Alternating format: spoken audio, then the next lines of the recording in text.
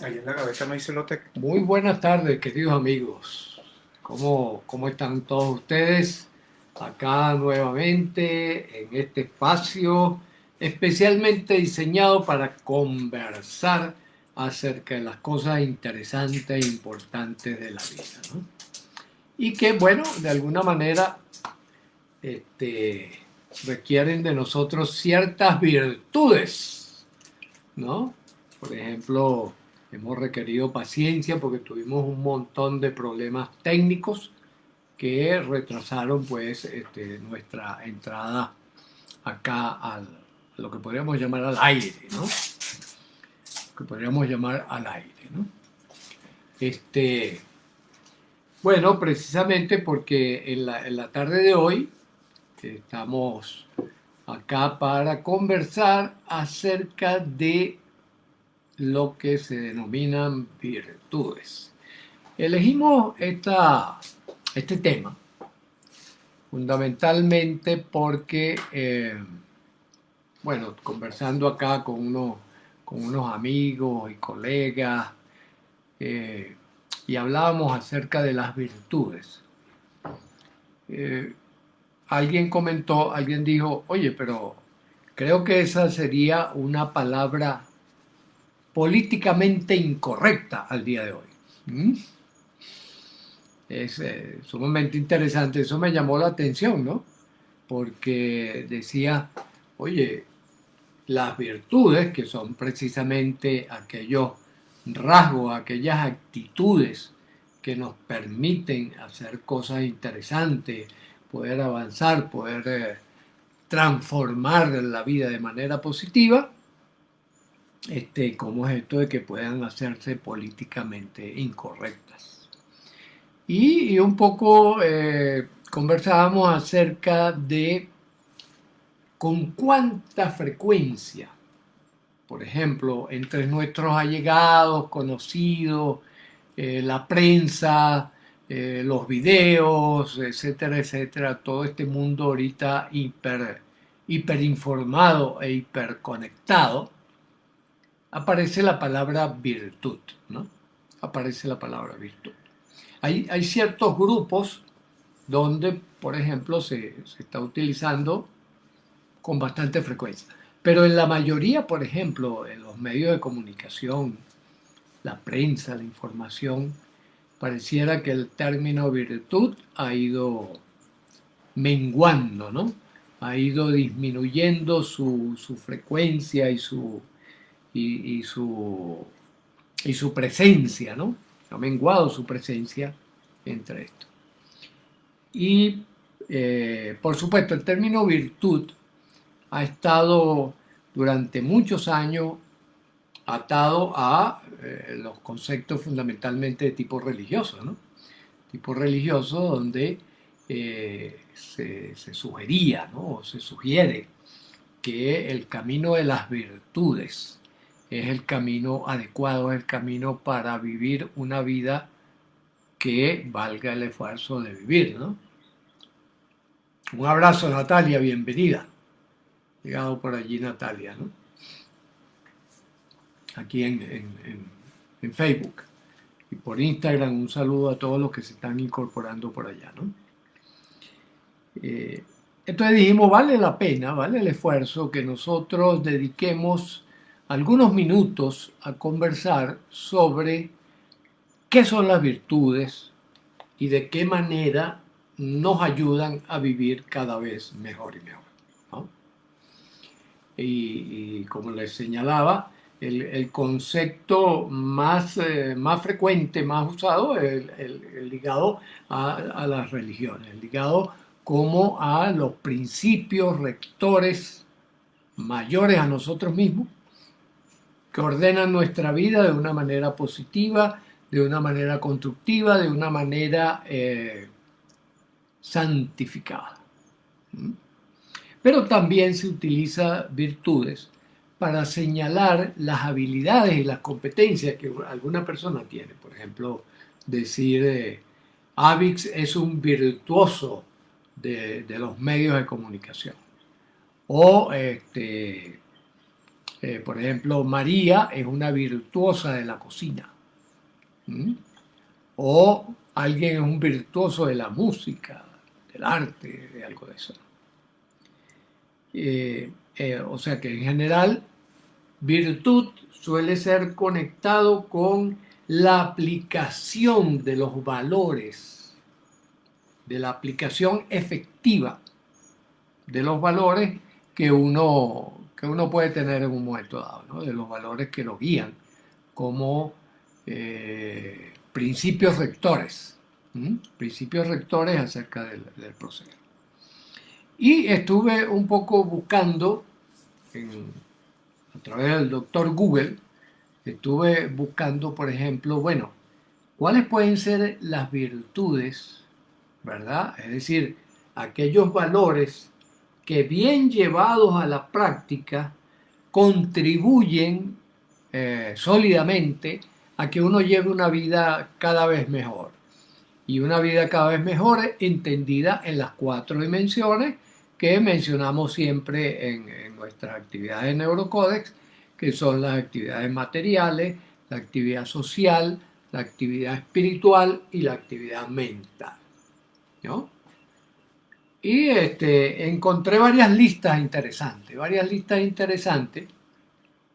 pero que todas reúnen ciertos factores comunes, ¿no? Ciertos factores comunes. Por ejemplo, lo que nosotros hemos destacado como el ASPDR. Está presente, estuve indagando más o menos unas 5 o 6 listas de valores interesantes, de valores que guían comportamientos exitosos y exitosos en el sentido constructivo, ¿no? Y nos encontramos con que efectivamente allí estaba presente el ASPDR. El ASPDR es el acrónimo de amor, solidaridad, paciencia, disciplina y responsabilidad. ¿Mm?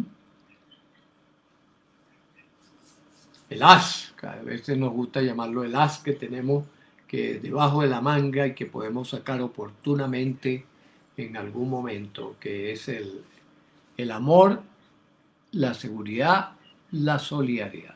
¿Mm? Y después tenemos, por otro lado, la paciencia, la disciplina y la responsabilidad. Entonces voy a referirme a estos 6 elementos como elementos interesantes para llevar una vida constructiva, ¿no? Para llevar una vida constructiva. En primer lugar, el amor, que por supuesto el amor es un término que puede tener muchas facetas, muchas aristas y muchas definiciones diferentes según con quién nos encontremos. Pero en esencia, cuando nosotros hablamos de amor, hablamos de una atracción, de que hay una fuerza atractora que hace que lo amado o a quien amamos se constituya en un inspirador importante para cualquiera de nuestras decisiones. Por lo tanto, hay una intención de cuidado, una intención de mantenimiento de ese sentimiento alrededor del cultivo de lo amado, o bien sea que sea una persona, o bien que sea una idea, o bien que sea un objeto, o bien que sea cualquier cosa.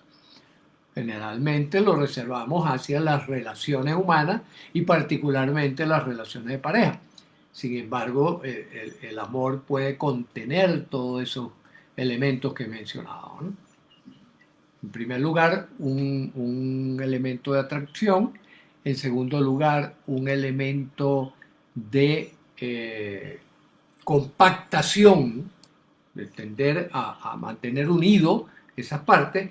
Y un tercer elemento que es de cuidado, un elemento de vigilancia sobre que la cosa funcione adecuadamente. ¿Mm? Un abrazo, Rocío, y un abrazo para Carol, que se están incorporando por acá, por Facebook. ¿no? También por todos los que se van incorporando por, Instagram. En segundo lugar tenemos el elemento de solidaridad. La solidaridad como una virtud que también en algunos, me llamó la atención, por ejemplo, en alguna de la literatura que estuve revisando, lo denominaban amabilidad, el ser amable, el ser cuidadoso con el otro. Y por extensión pudiéramos decir cuidadosos también con nosotros mismos, ser amables con nosotros mismos, ser solidarios. Y solidario es que yo acompaño a ese otro, lo acompaño en su camino. Y además de acompañarlo, puedo apoyarlo y ayudarlo cuando sea necesario. Aquí el Bessia La Cruz nos dice, podríamos hablar del amor como una fuerza de vida, efectivamente, ¿no? Como es esa fuerza que te dirige hacia lo amado. Ese impulso, esa energía vital que te impulsa hacia lo amado, ¿no? Hacia estar allí, como el verso de Jorge Luis Borges, ¿verdad? Que decía, estar contigo o no estar contigo es la medida de mi tiempo, ¿no? Una hermosa definición de lo que puede ser ese amor, que por supuesto se casa y va de la mano con la solidaridad, con la amabilidad. Entonces, tanto en el amor como en la solidaridad hay este aspecto de amabilidad. Y fíjense que amabilidad viene de amable, o sea que soy amable, que produzco amor. Y ahí empezamos a hacer nuestra metodología neurocode en el sentido de ir casando los términos unos con otros. Después tenemos la paciencia, ¿verdad? La paciencia, que nos gusta definirla como la capacidad que nosotros tenemos de esperar para tomar una decisión en el momento y en el contexto más oportuno para ello. Esa es la paciencia. La paciencia como una virtud importante. ¿Por qué? Porque impide que nos vayamos de bruces, impide que nos apresuremos, o incluso también puede ser que nos retardemos precisamente por el nivel de frustración, desasosiego, inquietud que puede crear cuando nosotros no tenemos con nosotros, no tenemos la paciencia. Fíjense que curiosamente también paciencia es un término que se conecta con paz, con la paz. Es decir, no hay que apresurarse, no hay que ir desbocado por la vida, sino que hay que ir con una capacidad de mesura para saber cuál es el momento oportuno. Y eso es algo que solo se puede cultivar con la vida. Fíjense que, por ejemplo, incluso biológicamente, cuando nosotros nacemos, no tenemos desarrollados los circuitos que permiten inhibir el impulso inicial, que es lo que garantiza que nos mantengamos vivos. Eso lo vamos desarrollando en el proceso educativo, en el proceso de relaciones con otros personajes, con otros seres, ¿no? En ese intercambio que tenemos con los demás es donde se va produciendo pues el desarrollo de la paciencia, el cultivo de la paciencia, que quizás es una de las virtudes que más necesitamos en estos momentos, ¿no? Porque fíjense, a través del aceleramiento de la vida, a través que, por ejemplo, yo recibo mil mensajes en WhatsApp diariamente, ¿no? Y entonces tengo que responderlo y además cada uno de esos está demandando que yo responda de manera instantánea, ¿no? Entonces es un atentado contra la virtud de la paciencia. Realmente examinar estas virtudes es sumamente importante por cuanto nos dan la posibilidad de repensar, de reflexionar cómo estamos viviendo y cuál es el timing o el ritmo adecuado que nosotros debemos llevar con respecto a las cosas, ¿no? En eso la paciencia juega ese papel importante.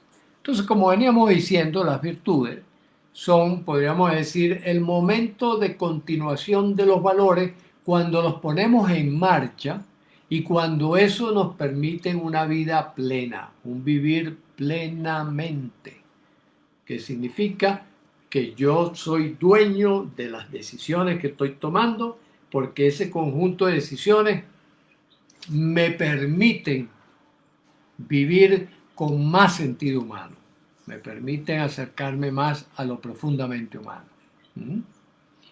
Acá Helvecia nos dice, es verdad, la paciencia es manifestación de paz, ¿no? Cuando, de hecho, cuando decimos, oye, esa persona sí es paciente, nosotros decimos, oye, esa persona es pacífica. ¿Mm? Es pacífica. No siempre es así, porque, por ejemplo, en las guerras, el más paciente generalmente es el que suele ganar la guerra. Puede tener esa paz interior, una paz interior para poder ejercer por ejemplo, un ataque en el momento justo y adecuado que le va a garantizar su éxito, ¿no? Después tenemos la disciplina. La disciplina como virtud, ¿no? ¿En qué consiste la disciplina?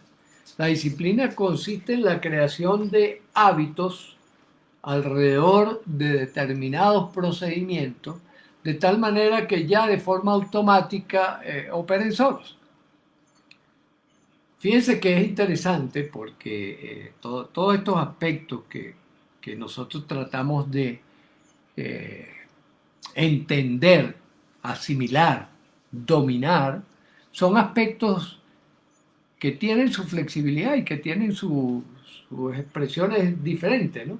Entonces, por ejemplo, todos tenemos disciplina, todos somos disciplinados para algo. ¿Mm? ¿Ya? Es decir, todos hemos desarrollado unos hábitos, unos automatismos que ya no necesitan ser buscados conscientemente, sino que se presentan allí. O sea, todos tenemos instalado dentro de nosotros la capacidad para crear disciplinas. Lo que necesitamos es la práctica.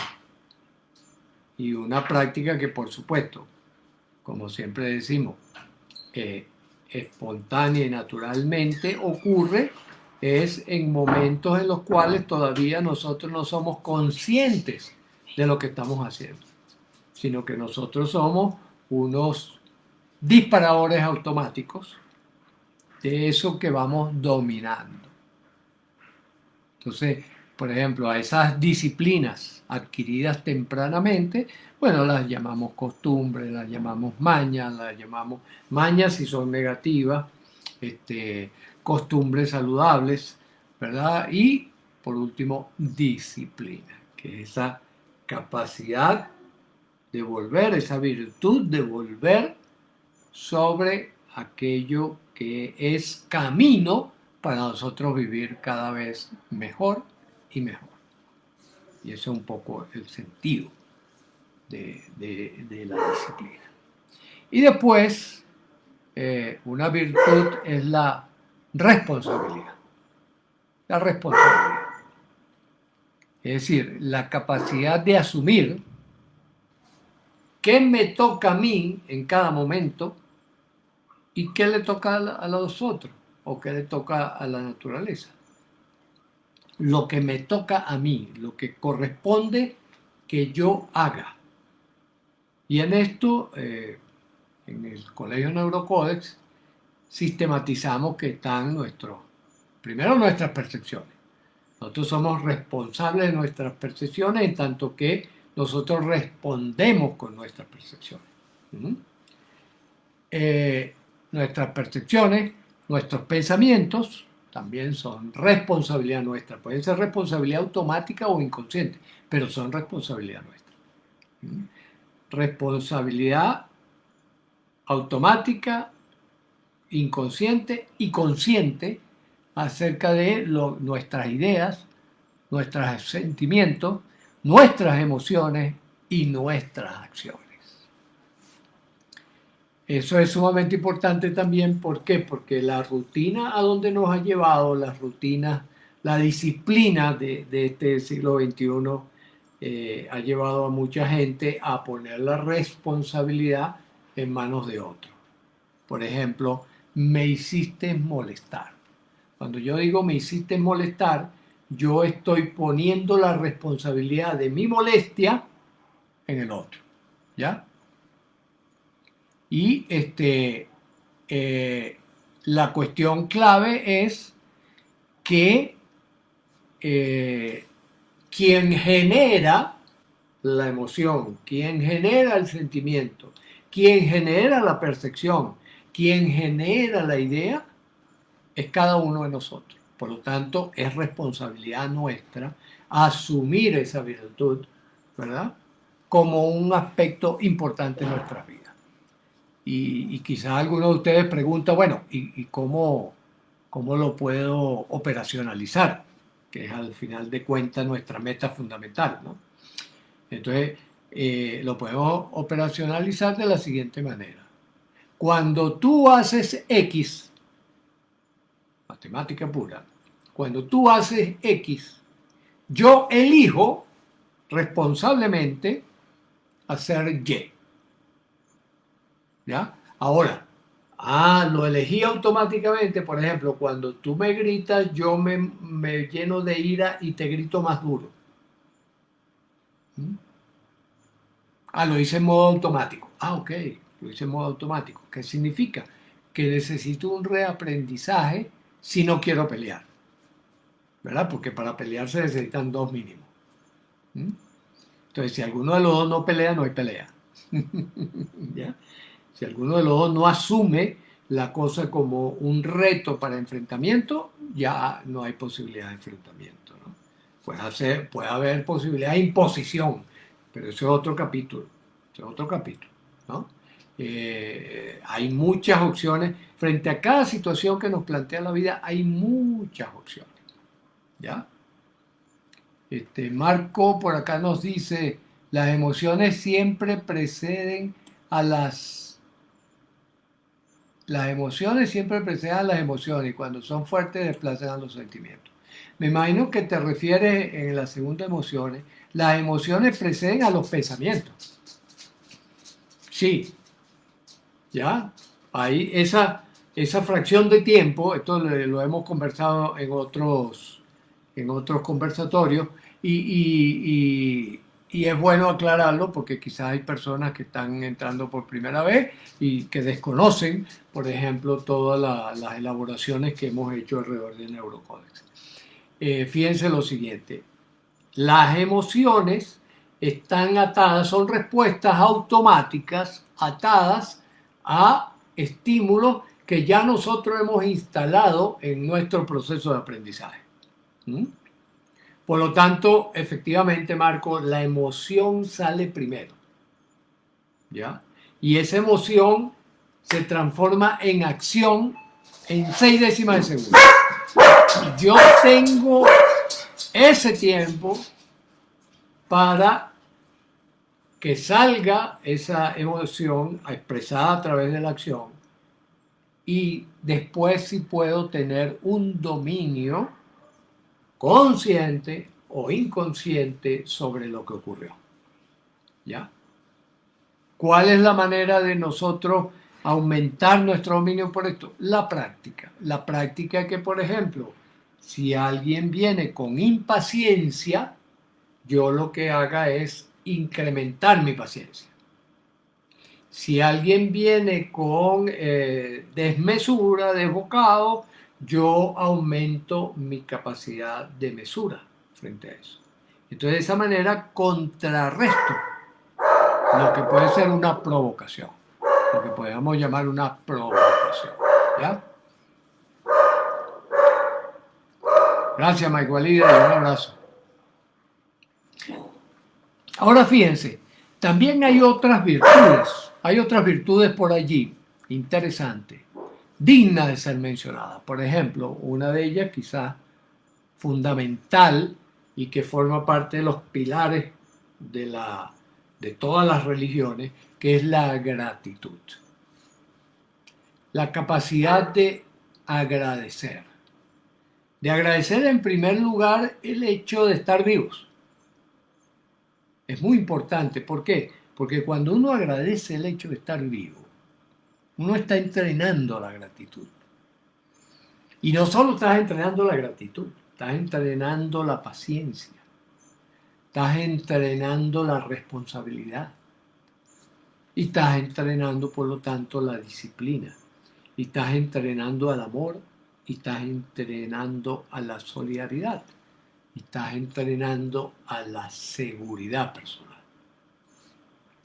Por eso la gratitud es uno de los elementos clave y es uno de los elementos que más se menciona cuando nosotros entramos a ver a través del doctor Google qué está ocurriendo, qué se está haciendo por una vida más plena, más feliz, más rescatadora de la esencia del ser humano. La gratitud está en los primeros lugares. Allí está presente la gratitud. ¿Ya? Está presente como un elemento clave. Por lo tanto, creo que es una de las cosas que debemos cuidar más, que debemos cultivar más, que debemos darle mantenimiento, que debemos reparar cuando veamos que se debilita. ¿Ya? Cuido, mantenimiento y reparación oportuna. 3 elementos claves para vivir plenamente, ¿no? Entonces, en la gratitud, por ejemplo, y fíjense que cómo lo trabajan las religiones, por ejemplo, cómo las religiones trabajan la gratitud. A través de la oración, a través de los mantras, a través de la meditación, a través de la observación cuidadosa de lo maravilloso de la vida.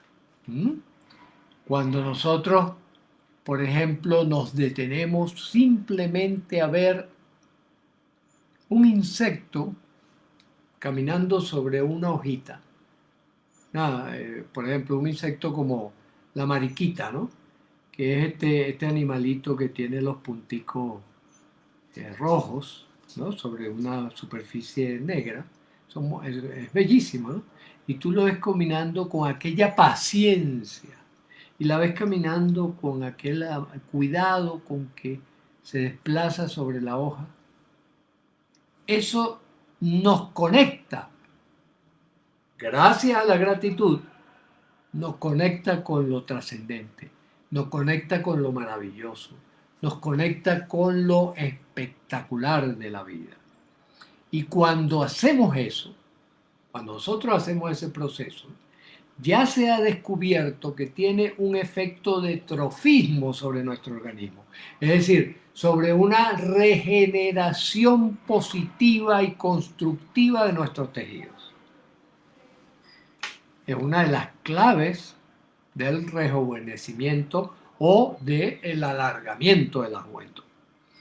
Acá nos dicen, yo pregunto, ¿la gratitud se enseña o se aprende sola? Me refiero hacia los niños, ¿cómo hacemos para que los niños se levanten en ese contexto? Muy buena pregunta. Excelente pregunta porque contiene la respuesta en sí misma. Te lo explico. Cada vez que uno está enseñando, está aprendiendo. Y cuando uno está aprendiendo, está enseñando. Y siempre ocurre en díada. Nadie aprende por sí mismo.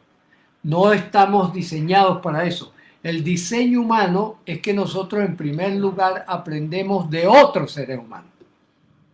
Fíjense que desafortunadamente ha ocurrido en la historia lo que se llama el fenómeno de los niños ferales. Los niños ferales son niños que o de muy pequeño o apenas nacer fueron abandonados o se perdieron pues simplemente en la selva.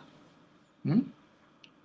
Hay incluso casos recientes, incluso hay un caso que un colega nos envió los videos, ¿verdad? De una niña que descubrió en una casa del llano venezolano que por circunstancias X, Y, Z, la madre la crió en el patio, la pone ahí en el patio, y en el patio había 3 perros, y esta niñita se parece más en su comportamiento a un perro que a un humano.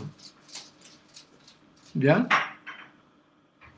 Ladra, juega como los perros, gruñe, ¿no? ¿Por qué? Porque sus educadores, sus socializadores, así lo llaman, así ellos llaman en las disciplinas científicas, socializadores son aquellos que te insertan dentro del mundo social, que es el mundo en el que nosotros vivimos. Recordemos que hay 4 dimensiones inevitables en donde nosotros nos desenvolvemos.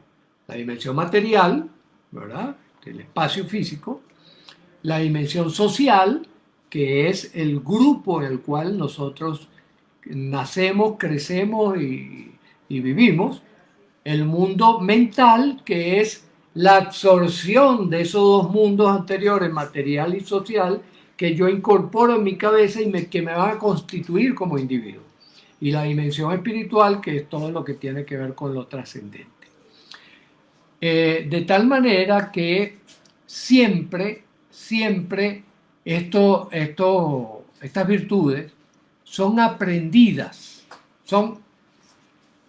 genéticamente recibimos el potencial para inclinarnos hacia un lado o hacia otro. Pero es en el proceso educativo, en el contacto con los adultos, donde vamos configurando y dándole forma a la virtud. Por lo tanto, si quieres que tus hijos agradezcan, enséñalos a agradecer desde pequeños. Ellos solos no van a llegar allí. Ellos solos no van a llegar allí. ¿Ya? Eso es muy importante. Fíjense que eso hace que la educación se convierta en el eje fundamental de la actividad humana. El eje fundamental de la actividad humana es la educación. Y por lo tanto, todas estas virtudes son moldeadas en la educación. Se me viene a la mente una comparación, una alegoría que puede ser interesante, que es como que nosotros nacemos con la arcilla, pero quien moldea la arcilla no somos nosotros. Quienes moldean la arcilla son nuestros socializadores. Y ojo con esto, porque hoy en día uno de los socializadores más importantes, es decir, un papá mamá que está metido en cada una de nuestras casas, son los medios de comunicación, son todos estos aparatos electrónicos, son todos estos equipos que están metiéndose y estructurando nuestra cabeza. Por eso cuando nosotros le entregamos a un niño un videojuego, estamos entregando un fusil. Si son estos videojuegos, por ejemplo, donde tienes que matar, ¿no? Que son los favoritos, los que más abundan, ¿no?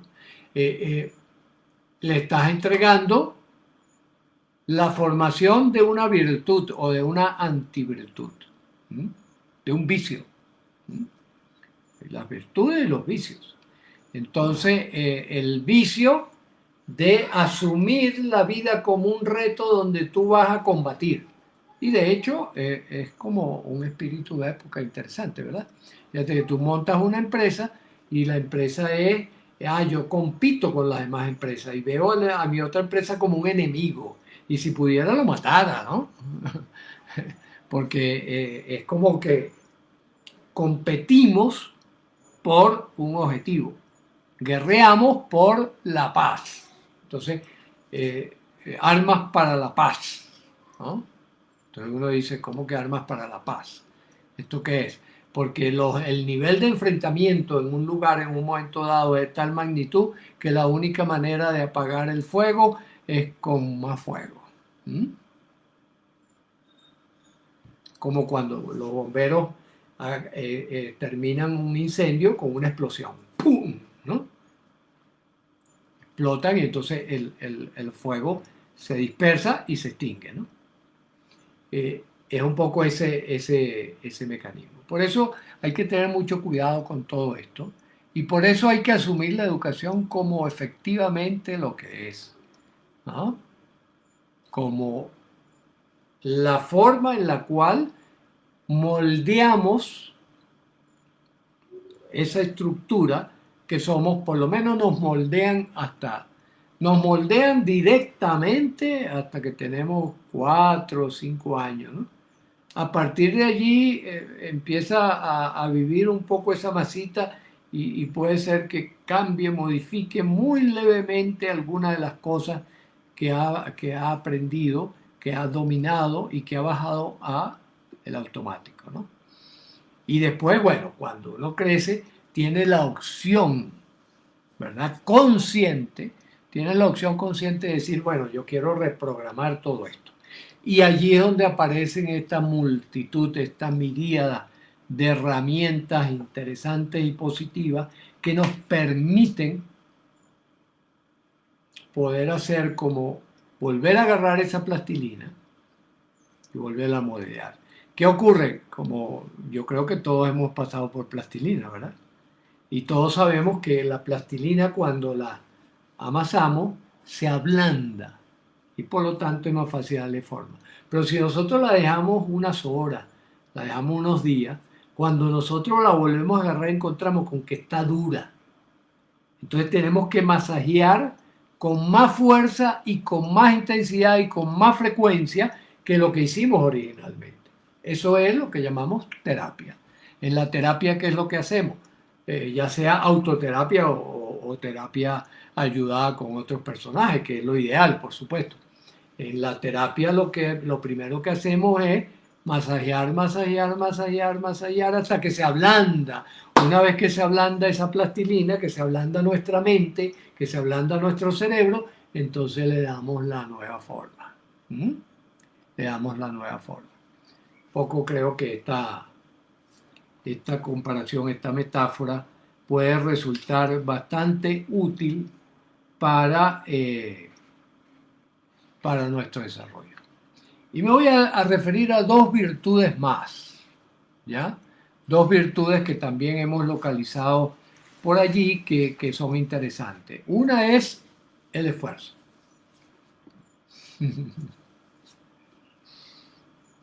El agarrar la plastilina y decir, oye, pero esta plastilina está durísima.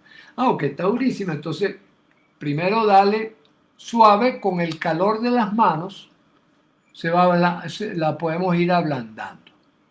Y después, en la medida que se va ablandando, podemos ir dando forma a lo que queremos, ¿no? Eso lo logramos con esfuerzo. El esfuerzo es la continuación del deseo, ¿ya? El esfuerzo es el utilizar la energía que nos ha brindado la naturaleza y que nos ha brindado las demás personas, es utilizar esa energía, consumir esa energía en una dirección. Por eso el esfuerzo está detrás del PDR, ¿ya? El esfuerzo está detrás de la paciencia, de la disciplina y de la responsabilidad, ¿ya? El esfuerzo es ese consumo de energía que nosotros hacemos para ir en la dirección en que nos queremos mover. Por lo tanto, ese esfuerzo tiene que cultivarse, porque si no lo cultivamos, pensemos en América Latina, por ejemplo, donde la palabra esfuerzo es casi un pecado, ¿no? Y a la vez es un pecado indispensable. Por lo tanto, aprender a amar, ser amable, paciente, disciplinado y responsable con el esfuerzo, es una manera de enriquecer nuestro clúster, nuestro racimo de virtudes que pueden acercarnos cada vez más y más rápidamente a nuestras metas, a nuestros objetivos. Ok, entonces Elvia nos dice, la socialización, con el ejemplo, es la manera como se internalizaría la gratitud. Sí, entonces la gratitud se va internalizando a través de que, por ejemplo, fíjense que es lo que se acostumbra en las religiones. Desde muy temprano a los niños se les enseña a orar. ¿Para qué? Para que agradezcan, para que agradezcan, para que cultiven la gratitud. Pero, ¿qué suele ocurrir? Que cuando automatizamos el discurso, ya nos olvidamos de la intención. Al olor de la flor se le olvida la flor, escribió Juan Manuel Serrat, ¿verdad? Es decir, si yo, por ejemplo, oro en modo automático, yo estoy orando y estoy pendiente de los que están a mi lado y qué están haciendo y cómo se están comportando, yo estoy perdiendo el sentido de gratitud que encierra en su intención originaria la oración. ¿Ya? Por eso es que sí hay que estar en contacto permanente con esta forma de gratitud que yo le decía, de agradecer la vida, de agradecer cada respiración, de agradecer, por ejemplo, en la mañana y en la noche, pero no a través de un automatismo que ya se hace desconectado del sentimiento, sino una conexión con el sentimiento. Y en eso es que es fabuloso la meditación dirigida. O sea, yo medito, pero con un propósito, y medito con una conformación que va hacia mis propósitos. Me represento lo que yo quiero fomentar. Entonces yo me represento, por ejemplo, el agradecer profundamente, y lo siento en el corazón, para conectarme con lo trascendente.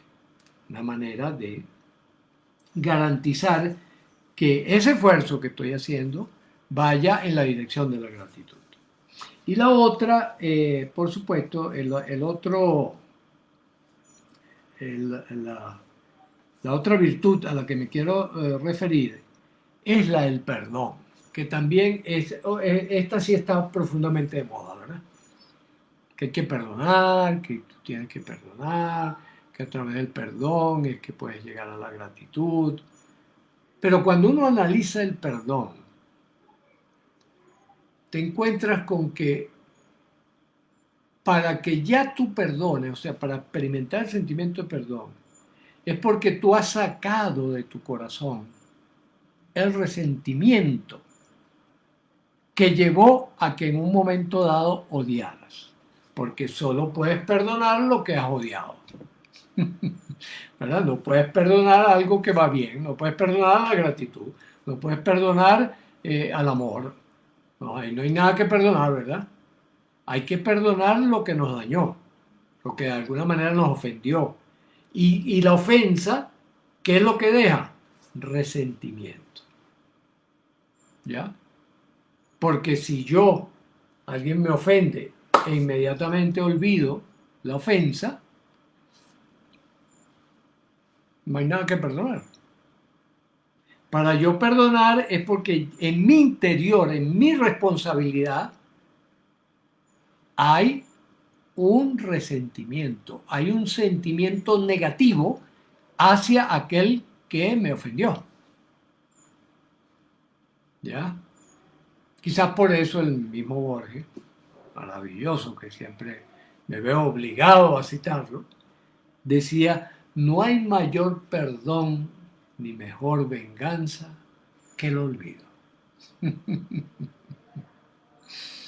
¿verdad? Porque ¿qué es la venganza? Que es lo contrario del perdón, ¿verdad?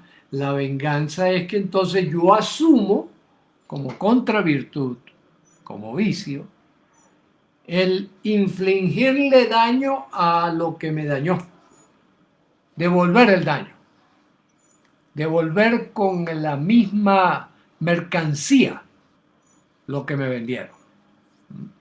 Entonces devuelvo la misma mercancía, te devuelvo tu mercancía. Por eso, para trabajar el perdón, lo que hay que trabajar no es el perdón directamente, lo que hay que trabajar es el resentimiento. ¿Qué hay en mi corazón? Y el resentimiento pertenece al corazón, es una virtud directa del corazón. Esa espina que tengo clavada en mi corazón es lo que tengo que sacar.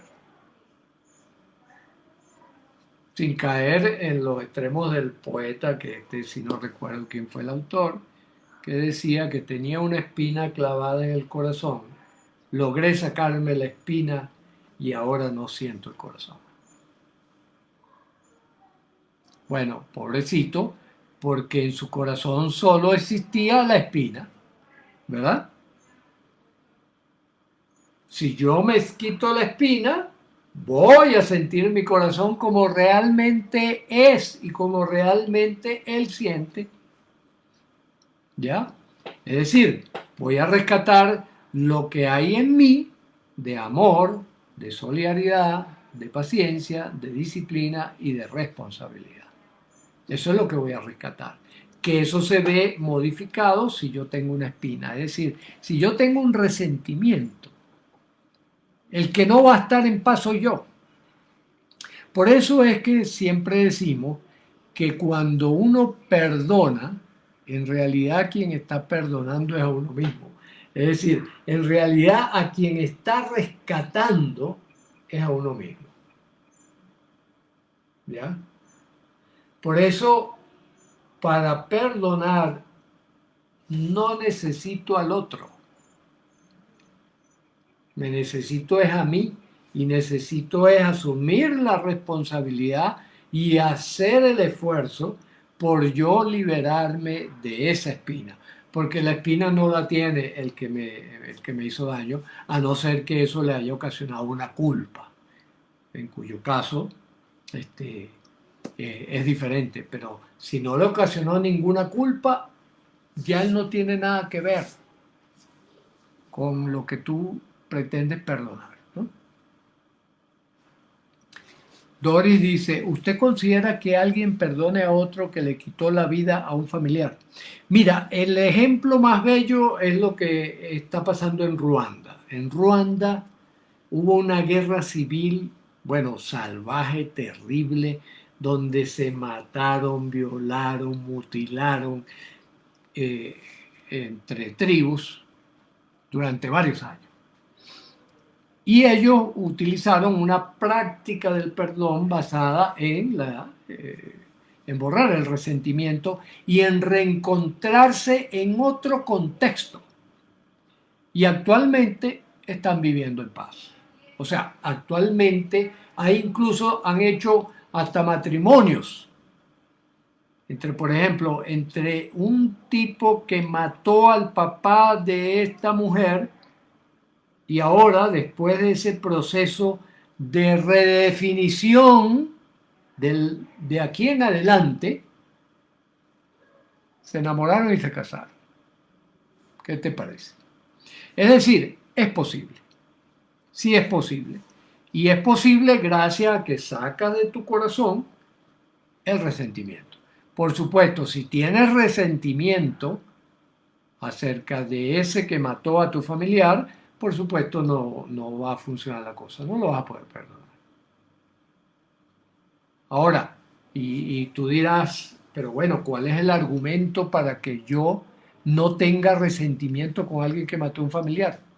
Bueno, porque hay que ver en qué contexto ocurrieron las cosas y en qué contexto está esa persona ahora, porque no vaya a ser que te mate a ti ahora, ¿no? Claro. Es decir, ya cambió el contexto de ejecución. Si cambió el contexto de ejecución, pues uno puede decir, oye, sí, La vida te da sorpresas. La vida te da posibilidades de evolucionar. Porque quien vive en resentimiento vive paralizado, no puede avanzar. Al sacarte la espina del resentimiento es que vas a poder evolucionar. Si ese resentimiento tiene una magnitud comparada con el dolor, claro, el resentimiento es el dolor. Ese dolor que tiene es el resentimiento. Allí está. Entonces, por eso los trabajos de perdón, bien hechos, cuando tú ves a la persona que ha salido ya de eso, tú dices, cónchale, pero qué maravilla, qué capacidad de agradecer que la vida cambia, qué capacidad de agradecer que las cosas pueden tener una valoración distinta a lo largo del tiempo. ¿Mm? Y esa es la clave del perdón. ¿Ya? Y por eso es que se dice que el perdón es más una experiencia interna que realmente hacia el otro. El gesto hacia el otro tiene que ver con el estado del otro, ¿no? Ahí en uno de los relatos de Borges, él cuenta donde dice esto de que no hay mayor perdón ni mejor venganza que el olvido. Comienza con el relato del encuentro de Caín y Abel en el futuro, ¿no? Se encuentra Caín y Abel. Y Abel se arrodilla ante Caín y le dice, perdóname hermano, yo te maté, yo te maté. Y Caín se sorprende. Dice, no, pero espera tu momentico, Abel, tú estás confundido. Fui yo quien te maté a ti. ¿No? Abel había trastocado la memoria. Y al tener un cambio en la memoria, hay un cambio en todas sus virtudes. En su actitud frente al hermano. Por eso es que Borges termina afirmando eso, de que no hay mayor perdón ni mejor venganza que el olvido. ¿Por qué? Porque si el otro, por ejemplo, estaba esperando tu venganza para alimentar su pecado, pues se queda desconcertado.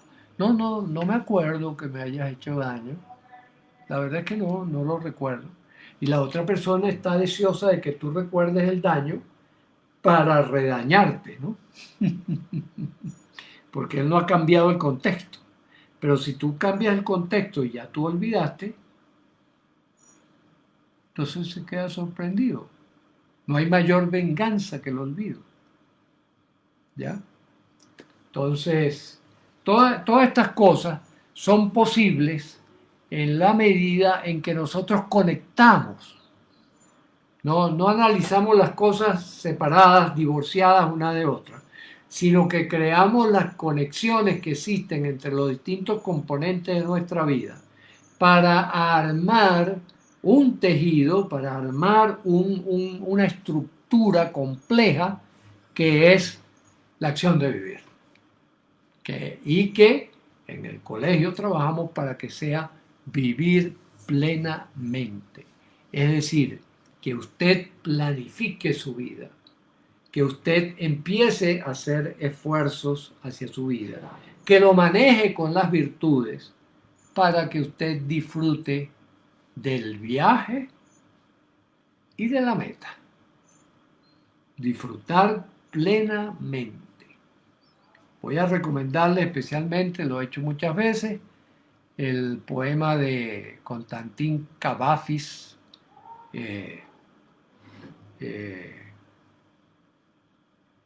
Ítaca.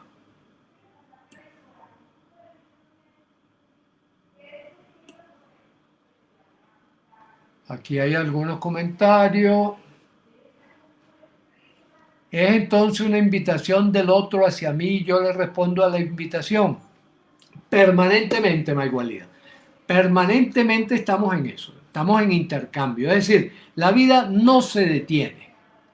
La vida es un movimiento continuo y lo interesante de la vida está en el aquí y hacia adelante. ¿Ya? Lo de atrás para recoger recursos, para recoger instrumentos, para recoger herramientas, pero la vida es lo que estamos construyendo permanentemente de aquí en adelante. Por eso el futuro es tan importante para nosotros. Aquí nos dice meditar con una música relajante y con la respiración. Exacto. Y si, Natalia, a eso le sumas que le das dirección y sentido a tu meditación en proyección a futuro, tienes la mesa servida. Ahí tienes la mesa servida. Natalia dice, con ejemplo aprenden los hijos y como usted dice, nadie aprende en cabeza ajena. O aprendemos en la medida que representamos lo que esa cabeza ajena nos está proponiendo, ¿no? Los hijos modelan la conducta de los padres.